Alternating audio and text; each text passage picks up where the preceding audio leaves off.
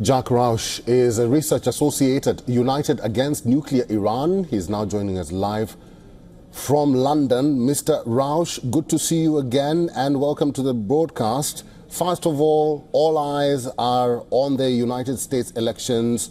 West Asia is on alert.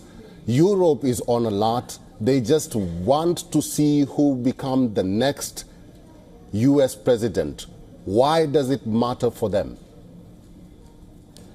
Thank you for having me. It's good to be back. Of course, this election is of great significance for the entire world. As you know, the United States is the most powerful nation in the world. Its military presence, as you mentioned, is expanding in West Asia. Obviously, there's also a conflict in Ukraine.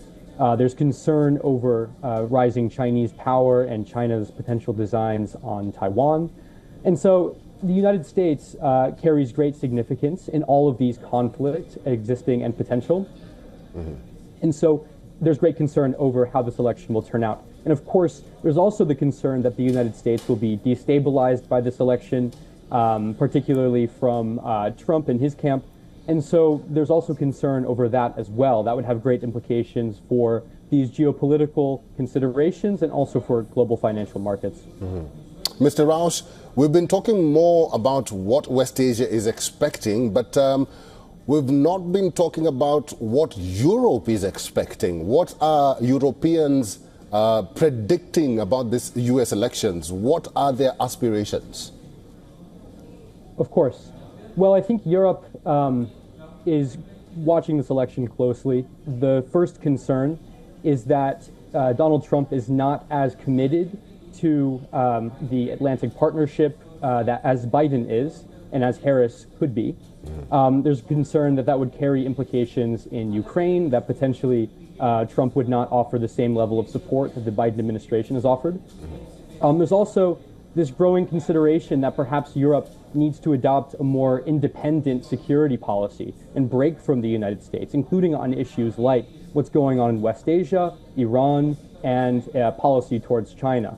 So Europe is watching this with bated breath, and I think it's likely that regardless of who wins, we will see some sort of change in Europe's posture vis-a-vis the United States. And hopefully this will move in a positive direction, and there will be positive changes for European security and other considerations.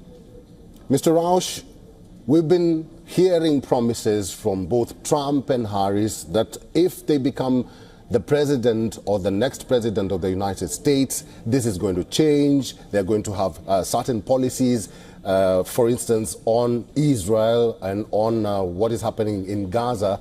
Do you think if any of them wins these elections, they will actually commit to their promises? It's a good question. Both candidates have touched on the issue of Gaza and Israel over the course of the campaign. The Trump campaign has sought to use this issue to their advantage. We've seen Trump court both Muslim Americans and Arab Americans through his vague promise to end the conflict and resolve it in the near term. And we've also seen Trump attempt to court Jewish Americans and those who are supportive of Israel by criticizing the Biden administration's policies. And this has sort of put the Harris campaign in a bind where it seems as though they're unable to appeal to either side, and they've been criticized from both directions. So that's been an issue for them. And we don't really have a lot of concrete policies from either side. With Harris, we have, of course, what's been happening under the Biden administration, Biden's policies towards the conflict, and that will likely continue in some respects. But it's also likely that Harris will bring on new staff, new cabinet members who will have their own positions, their own perspectives, and that will change things. And then with the Trump campaign, of course, it's unlikely that he will be able to make both sides happy. And given his track record, given the people he surrounds himself with, I think we can expect closer relationship with Israel and perhaps greater support for what Israel is attempting to do in Lebanon and also towards Iran. All right, we'll have to leave it there. I've been talking to Mr. Jack Rausch. He's a research associate at United Against Nuclear Iran. He is in London. Mr. Rausch, as always, thank you for talking to us today. Thank you very much. For all the latest news, download the WION app and subscribe to our YouTube channel.